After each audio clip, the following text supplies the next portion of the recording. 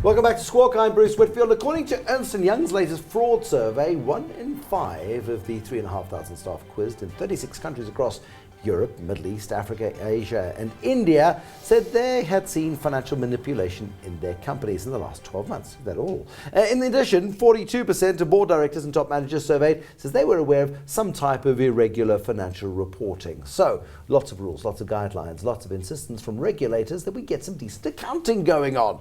But it's having the opposite effect, Chris Gilmore. Accounts can't be relied upon anymore.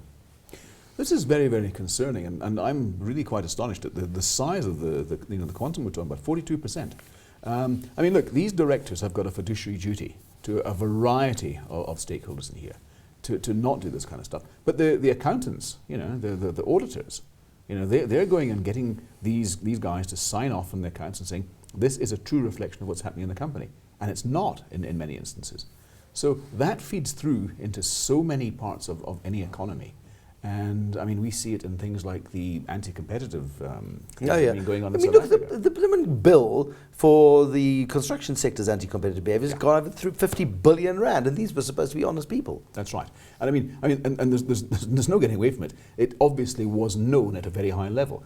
In the milling and baking industry, same thing. It's becoming clear that in many instances, our manufacturing base in South Africa has got a lot of the stuff going on. Absolutely. What about, what do you rely on if you can't rely on the accounts, mate? Cash flows. Cash flows. And that's about the only part they can't lie. Well, they can't lie on the cash flow, and that's the beauty of it. So, the first go-to statement out of the three, being the income statement, cash flow and balance sheet, is cash flow statement. Yeah. And then if you want to really be delighted by some of the dancing, you can actually go and look at the balance sheet. Yes. Then you can start to see what actually starts to happen. The shadow banking system is a beautiful example of the kind of manipulation where you could have 1 million investment in investments, which is just one line on the balance sheet. But you could have 1 billion of assets and 999 million of liabilities sitting in a 1 million rand investment, and the thing's going pear-shaped, and you wouldn't know anything about it. No. So, that's where there's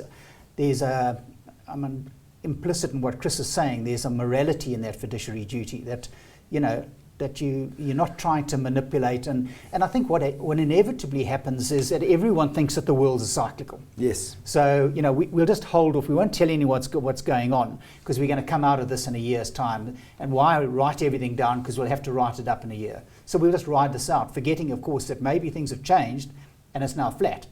And at some point, you're going to have to write this down. Yes. So what we're starting to see with a lot of the European banks, every single year, we're getting huge write-downs. Because they are rather holding things to maturity and writing them down at that time rather than mark to market. So, and a lot of it's interpretation as well. Absolutely, and that's the big problem with the